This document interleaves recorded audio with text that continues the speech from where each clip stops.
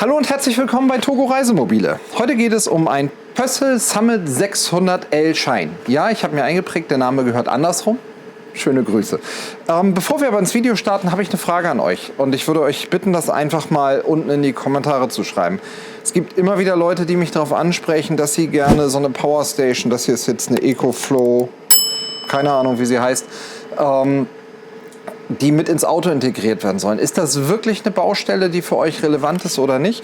Weil es ja zum einen super kompliziert ist, verdammt viel Geld kostet und zwar deutlich Mehrwert bietet, aber ist das was, wo wir mal einsteigen sollten und die Sachen uns angucken, ob das sinnvoll ist oder nicht und was das effektiv kostet, oder sagt ihr, brauche ich eigentlich nicht?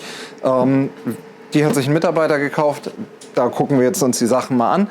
Was wir heute aber uns anschauen wollen, ist eigentlich der Summit 600L Shine. Der kommt übrigens auch demnächst. Das ist ein Avanti C mit Offroad-Bereifung und richtig schönen Sachen. Also auch eine spannende Geschichte. Und wir gehen jetzt mal und versuchen heil den Weg nach vorne zu finden, hier durchs Lager. Das ist eine durchaus größere Herausforderung. Wir müssen nämlich im Büro vorbei, weil ich mir die Rechnung zu dem Auto noch mal schnappen muss, die hier irgendwo liegt, damit ich euch erzählen kann, was der ganze Quatsch kostet. Das haben wir da auch mit dabei. Wir öffnen die Tür. Du drehst, ich öffne. Ha, nee, kein Schmackes. Und dann haben wir hier nämlich vor der Tür, der wird gleich abgeholt, unseren wunderschönen Summit 600. Ein 6-Meter-Auto mit Längsbetten und allem, was dazugehört. Hier noch in der komplett nackten Variante. Wir haben demnächst Ostern. Und da ist halt auch bei uns Werkstatt-Zeitplanung schwierig. Und die Kunden haben gesagt, erstmal nicht so wichtig, dass die Sachen alle dran sind, die wir mit dazu haben wollen. Wir holen erstmal nur das Auto ab, können über Ostern ein bisschen einrichten, machen, tun und dann bringen wir den nach Ostern nochmal wieder und dann machen wir die ganzen Zubehöreinbauten dran, die mit dazugehören. Also, heute geht es um ein Summit 600L Shine in Campovolo Grau Metallic als Citroën Maxi Chassis. Lasst uns mal gucken, was der Wagen kann, wie der Grundriss aufgebaut ist, was davon für euch passt. Dann wisst ihr hinterher, ob das euer 6-Meter-Auto mit Längsbetten sein könnte. Viel Spaß!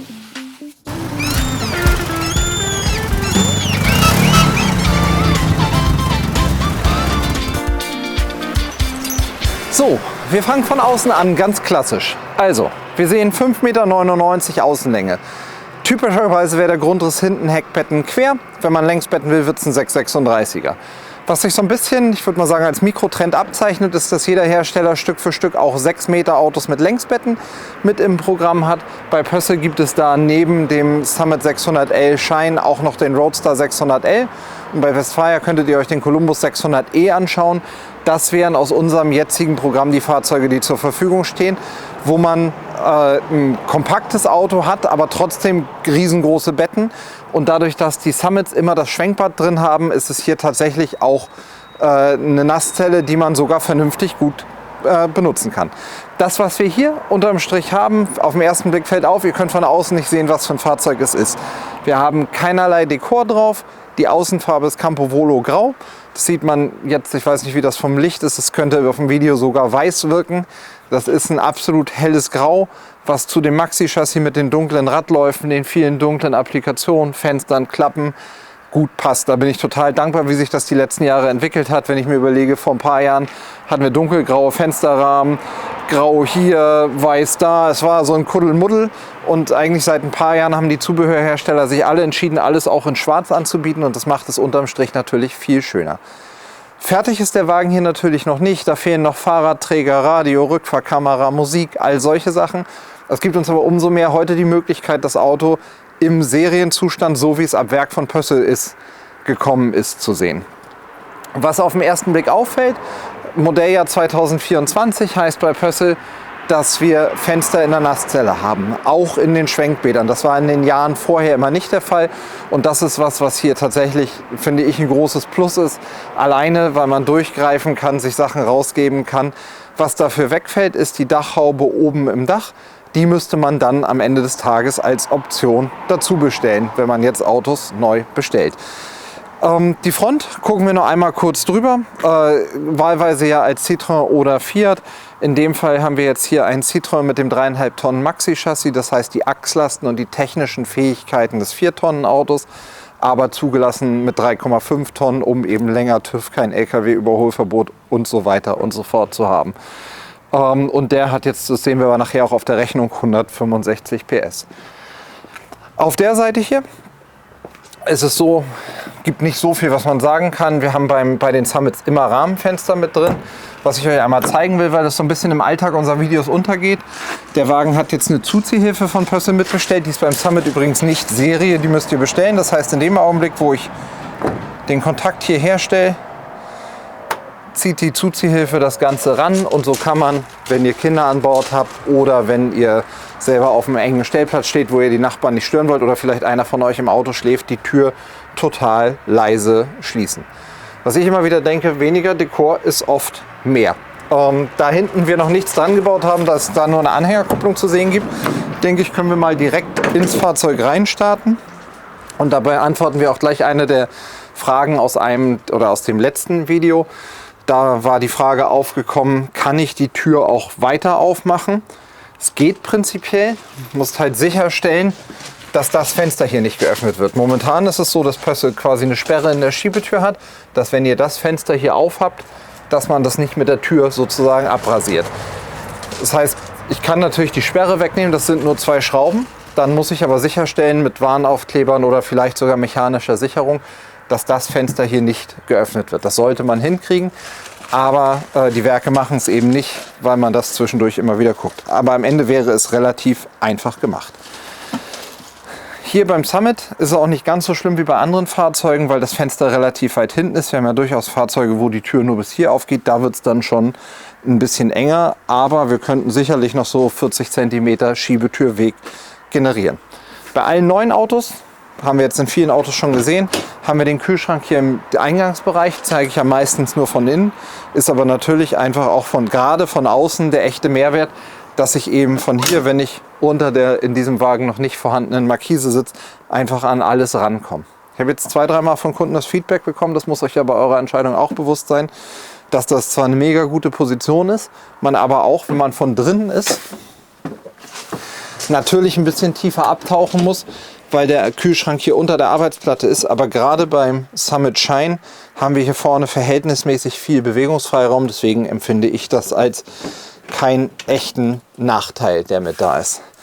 Ja, ich würde sagen, wir gucken uns mal an, was die Besonderheiten sind. Ich sehe schon Lichtkonzept, Grundrissaufteilung. Ich habe Maßband und alles mitgenommen, dass wir ein bisschen die genauen Maße vom Bett uns nochmal anschauen können. Kommt mal mit rein und dann gucken wir, ob der Wagen für euch passt. Ja, der Summit Shine, grundsätzlich losgelöst von dem 600L, wie er hier steht. Die Besonderheiten vom Summit Shine sind zum einen, das haben wir jetzt ja als Wortspiel schon oft genug aufgegriffen, ist es mehr Schein als Sein, der scheint aber toll. Man kann das in alle Richtungen mitnehmen.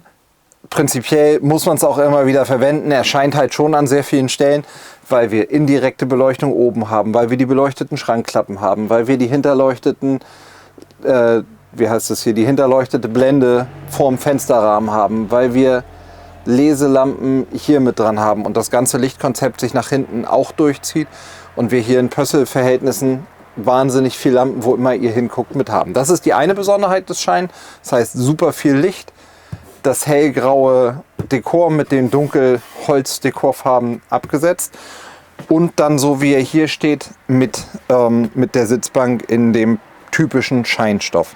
Das ist so eine Art, ja, sieht aus, hat so ein bisschen Lederoptik, ist aber natürlich in dem Sinne kein Leder. Und das ist gleichzeitig die zweite Besonderheit, die wir jetzt hier quasi bewusst abbestellt haben, weil die Kunden sich das Auto genauso konfiguriert haben, wie sie es haben wollten. Und zwar ist der Shine von Haus aus mit einer Einzelbank, also quasi einer halben Sitzbank, einem Einzelsitz versehen. Das ist das Bild, was ihr jetzt seht. Und man kann es als Option mit der klassischen Zweiersitzbank bestellen. Sowohl den Einzelsitz als auch die Zweiersitzbank kann man zusätzlich um einen weiteren Sitz erweitern. Das heißt, ihr könnt quasi einen Notsitz haben, wenn ihr sonst 3 habt, einen 4. machen. Oder wenn hier das bestellt worden wäre, könnte man einen 5-Sitzer draus machen. Das heißt, so ist das Auto super flexibel in allem, was da ist. Das ist die zweite Besonderheit beim Shine.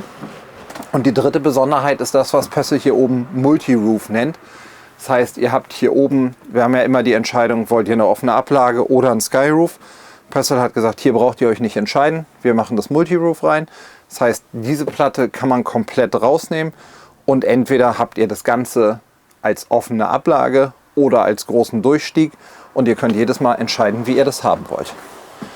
Und hier vorne in der Sitzgruppe haben wir diesen mega coolen Tisch, der einfach dazu führt, dass wir eins der Hauptprobleme einer kompakten Sitzgruppe, wenn wir bei 6 Meter Einzelbetten hinten reinpacken, dann ist natürlich die Sitzgruppe vorne verhältnismäßig eng. Ich weiß nicht genau, ob man das sehen kann. Ja, der Sitz ist hinten. Kann man hier unterm Tisch meine Beine sehen. Dass wir hier verhältnismäßig dicht dran sind. Wenn ich mir jetzt vorstelle, hier ist eigentlich auch noch ein Tischbein, dann habe ich natürlich relativ viele Anspruchsteller für den Bereich unterm Tisch. Meine Beine, die Beine meines Gegenübers plus Tischbein. Und dann, wenn das Tischbein weg ist, habe ich schon sehr viel mehr Bewegungsfreiheit, wo ich sitzen will und wie ich das will. Der Nachteil dieser Lösung ist, dass dieses Schwenktisch, Alternativtisch, jeder Hersteller nennt es ja anders, hier wegfallen würde. Dafür haben wir aber hier noch eine Arbeitsplattenerweiterung, sodass man auch von da nochmal gut rankommt. Und der nächste große Vorteil dieses Tisches ist, dass ich ihn quasi mit einem Handgriff zur Seite klappen kann, was natürlich gerade, wenn ihr mit Hund reist oder einfach im Alltag mehr Bewegungsfreiraum haben wollt, das ist, und damit man auch eine kleine Ablagefläche hat, kann man hier den Tisch auch noch mal hochklappen und hat einfach, wenn man abends nur mal ein Glas Wein hinstellen will oder nur einen Snack machen will, wenn man irgendwo angehalten wird, hoffentlich nicht angehalten wird, sondern wenn man irgendwo angehalten hat, kann man das da drüber dann auch wunderbar hier mit rein. Jetzt hat mich ein ehemaliger Mitarbeiter aus dem Konzept gebracht. Kann man den Tisch eben auch nutzen und hat sehr viel Bewegungsfreiraum und trotzdem viele Abstellmöglichkeiten. So, das klappen wir mal wieder runter. Zack. Und so ist eben hier viel Raum. Und wenn ihr euch das jetzt vorstellt, dass man sagt, ich nehme hier den Einzelsitz, dann fällt die Bank bis hierhin ungefähr weg und dann hat man diesen gesamten Raum zum Stauen für große Hunde oder einfach für mehr Bewegungsfreiraum in der Mitte. Insgesamt also eine clevere Lösung und vor allem mit dieser 1+1+1 Lösung total flexibel für das, was ihr wollt. Ihr könnt also gucken, welcher Summit Shine zu euch passt und dann gucken, welche Sitzkonfiguration ihr haben wollt. So ein bisschen Feedback aus dem Markt ist geteilt, würde ich sagen. Wir haben viele Leute, die sagen, ich will schon die echte Sitzbank, weil ich einfach mit dem Sitzen so Bein hochlegen, in die Ecke gefläzt, das cool finde. Aber auch echt viele Leute, die sagen, ich finde den Einzelsitz ziemlich cool. Ehrlicherweise habe ich so ein bisschen das Gefühl, es hängt davon ab, was man auf dem Hof stehen hat, weil oft die Fantasie fehlt, wie es mit dem Einzelsitz aussieht und man dann sagt, das mit der Bank mag ich, bleibe ich dabei. Und viele Leute sagen eben, wir fahren im Alltag doch ab und zu mal zu viert und dafür will ich dann nicht Sitz auf- und abbauen. Muss jeder für sich selber entscheiden. Dafür haben wir die verschiedenen Möglichkeiten. Wir gucken jetzt mal in den Küchenblock. Ob es da irgendwelche Geheimnisse gibt, kommt mal einfach mit rein und dann starten wir da. Der Küchenblock ist schnell erledigt. Wir haben den Kühlschrank schon gesehen. Wir haben hier eine Arbeitsfläche. Wir haben einen klassischen Zweiflammenkocher, ein schönes Waschbecken. Nicht zu groß, nicht zu klein. Arbeitsfläche haben wir eben schon gesehen. Eine tolle Besteckschublade mit wirklich vielen Ablagen, die auch einen guten Eindruck macht. Das ist besser als in vielen anderen Fahrzeugen, finde ich. Eine echte Schublade hier auch mit, die gut rein und rausläuft und darunter nochmal eine etwas kleinere Schublade, die auch ordentlich Stauraum anbietet. Und hier vorne nochmal den Dachstaukasten und ich würde sagen, der gehört wahrscheinlich inhaltlich noch so halbwegs zur Küche. Das heißt, Küchenblock, check, passt, vor allem wenn man immer das Verhältnis hat, 6 Meter und vernünftige Längsbetten. Vernünftige Längsbetten sind da nämlich dann auch genau die Frage, wie groß sind vernünftige Längsbetten? Wir haben hier, das ist länger als ich gedacht habe, bis zum Fensterrahmen haben wir 1,97 Meter. Ihr könnt das Auto ja auch ohne Fenster in den Hecktüren bestellen, dann habt ihr ja quasi bis da hinten an die Wand den Raum. Dann haben wir hier ein 2 Meter Bett. Das habe ich ehrlich nicht gedacht. Ich habe gedacht, wir haben hier so, weil das Auto ja kompakt ist, eher so ein 1,85er, 1,90er Bett. Das haben wir wahrscheinlich dann auf dieser Seite hier. Einmal, wenn ihr das Auto ohne Fenster bestellt, ja, das ist dann deutlich kürzer, haben wir 1,81. Fensterrahmen trägt auch noch ein Stückchen auf. Das heißt, der dürfte dann ja, 1,79. Also das ist schon kleiner, aber ihr müsst euch halt immer wieder bewusst machen, 6 Meter mit Längsbetten. Die Einzelbetten haben von der Breite jedes für sich, hier drüben 82 und hier, wo ist die normale Breite, auch 82. Das heißt 82 plus 82 sind 1,64 Meter plus die Mitte mit nochmal 33 sind 1,97 Meter. Das ist der Vorteil, wenn man Grundschulkinder hat. Kopfrechnen bis im Zahlenraum bis 1000. Mache ich gerade ausreichend. Insgesamt habt ihr hier hohen Schlafkomfort, finde ich. Eine schöne, gemütliche Matratze, die vor allem auch schick aussieht. Zusätzlich das Lattenrost unten drunter. Die beiden Fenster an den Seiten in dieser Schießschartenoptik. Wie gesagt, Frage haben wir ja draußen schon beantwortet. Man kann es sicherlich fixieren. Ich glaube, ich würde mir einfach aber eher eine Warnung dran machen, dass ich es nicht öffne, weil es wäre schade, wenn es mal richtig heiß ist, dass man es dann nicht aufmachen kann. Und die Fenster hinten als Option. Zusätzlich hier oben die große Dachhaube, super viel Licht. Das große Staufach hier hinten.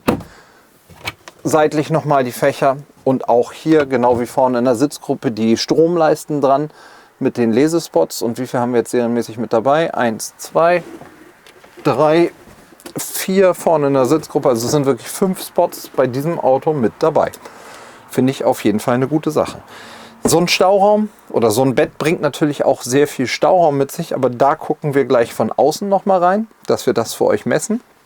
Bevor wir das tun, springen wir mal in die Nasszelle und gucken uns das eigentliche Highlight dieses Fahrzeugs an.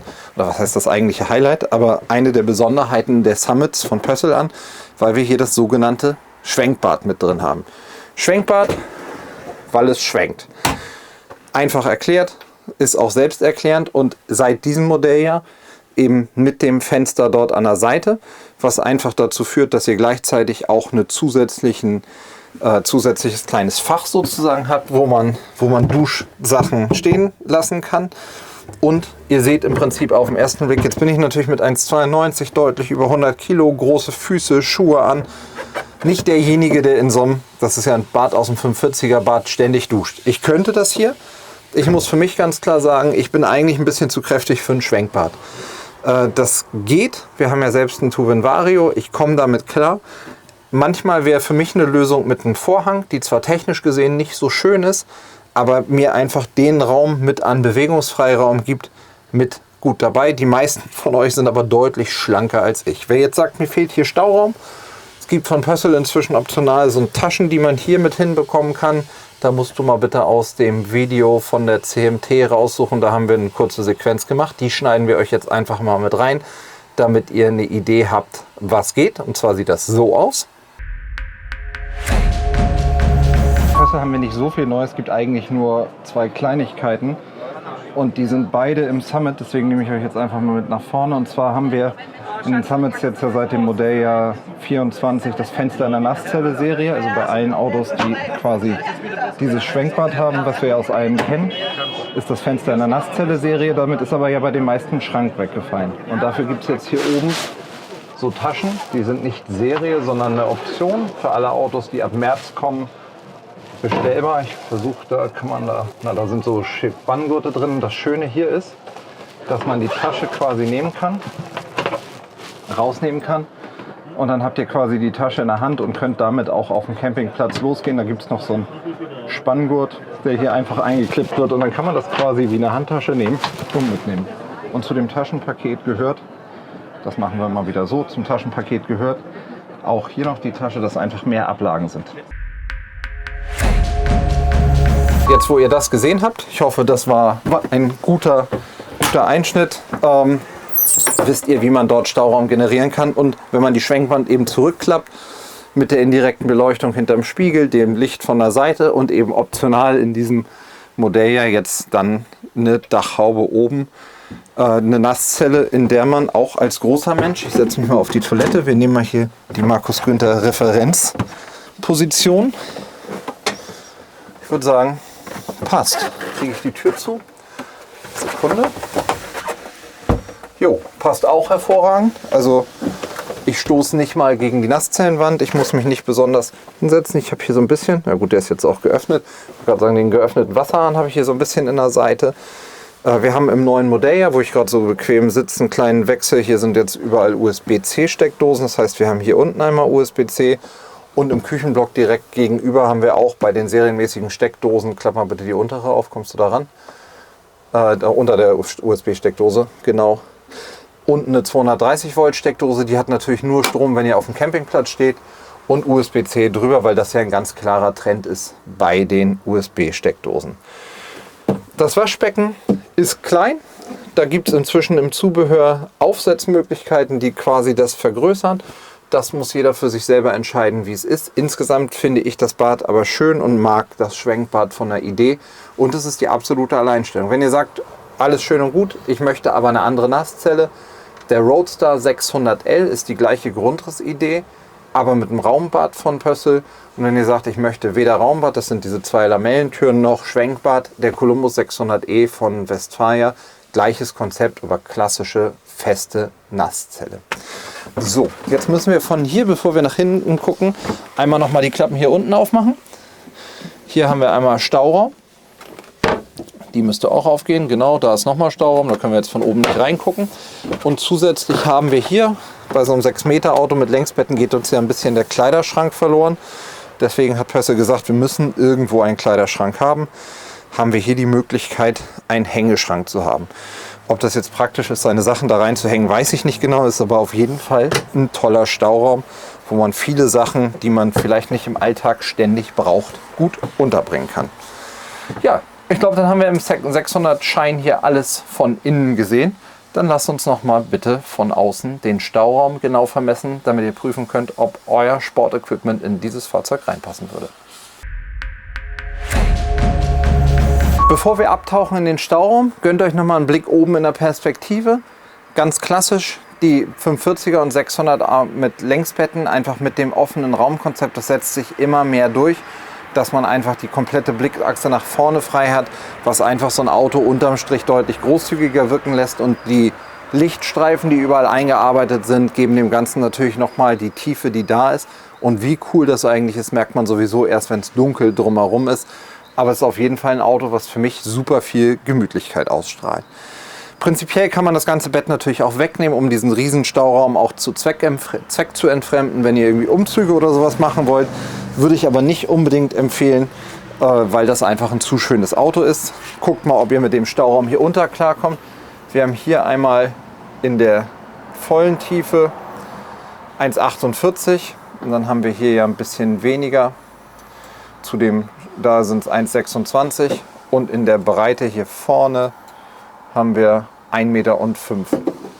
Das Ganze, das niedrigste Maß ist quasi die Kante hier. Da haben wir 71,6, der höchste Punkt unterm Lattenrost, weil sich das hier ja nach oben sind exakt 10 cm mehr. Also da sollte eine ganze Menge reinpassen, wenn ich mir das angucke. 2 Stand-Up-Pedalboards, ein Kiteschirm, ein bisschen Equipment, Liegenstühle, alles was ihr dazu haben wollt, sollte hier auf jeden Fall hinpassen. Das Ganze, wir machen jetzt mal die Tür zu, dass man sehen kann, wie schön das Auto aussieht. Auch von hinten in dem aktuellen Modell ja mit den Rahmenfenstern, das war ja in den Jahren vorher nicht so. So dass ich denke, insgesamt eine richtig runde, schöne Sache. Ist halt immer so ein bisschen die Frage, welchen Grundriss strebt ihr an? Und wenn ihr Längsbetten wollt, wie lang darf das Auto sein? Das ist auf jeden Fall die kompakteste Variante, indem man ein wirklich großes Bett unterbekommt. Gefällt euch das Summit 600L Shine? Dann kommt einfach vorbei, schaut euch das an. Und ansonsten freue ich mich auf euch im nächsten Video. Wir zeigen euch bestimmt die ein oder andere interessante Variante. Erstmal schöne Grüße aus Stove. Bis bald. Alles Gute.